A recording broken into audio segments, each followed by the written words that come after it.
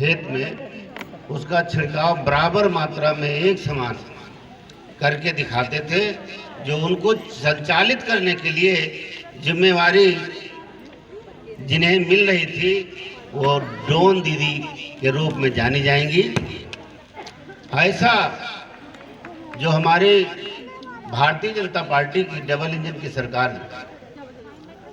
माननीय मुख्यमंत्री जी ने कि जो सोच और जो उत्तर प्रदेश को उत्तम प्रदेश बनाने में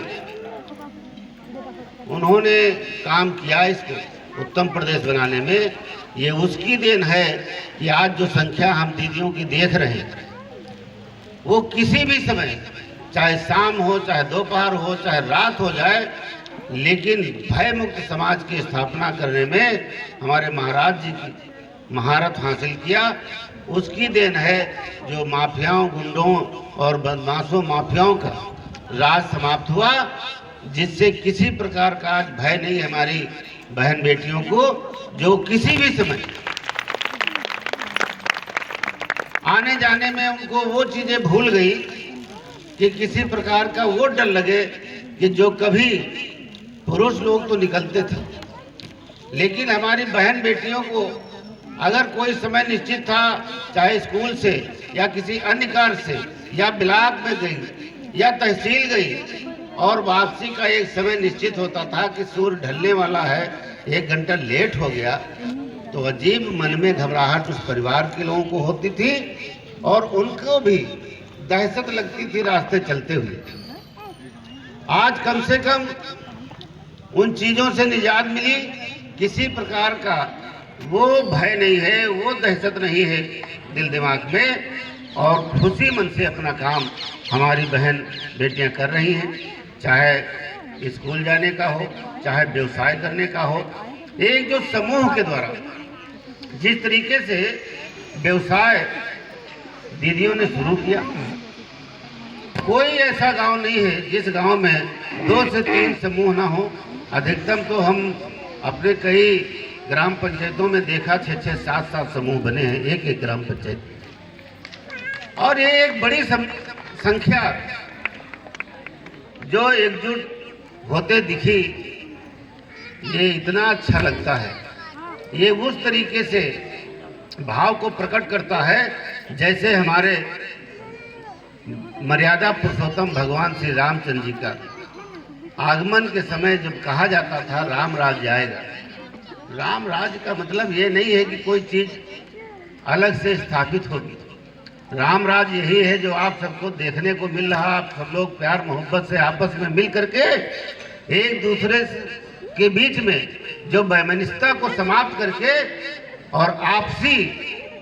प्रेम भाव से रह करके अपने कार्य को करने का अंजाम देते हैं, व्यवसाय करने का काम देते हैं, वही राम राज्य है। ये राम राज्य हमको देखने को मिल रहा है कि आज हमें ये दिख रहा है कि राम राज्य आ गया है। वरना एक दूसरे से बात तो करते नहीं थी लोग, हर एक दूसरे से एक चिढ़न जैसी व्यवस्था देश और प्रदेश में लागू जैसे हुई थी, ऐसा लग रहा था, ऐसा प्रतीत हो रहा था। लेकिन देखिए, जब से 2014 में हमारे माननीय मोदी जी प्रधानमंत्री बने, सबसे पहले उन्होंने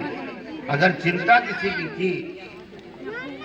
तो माँ बहन बेटियों की चिंता की। उन्होंने सबसे पहली जो योजना लॉन्च की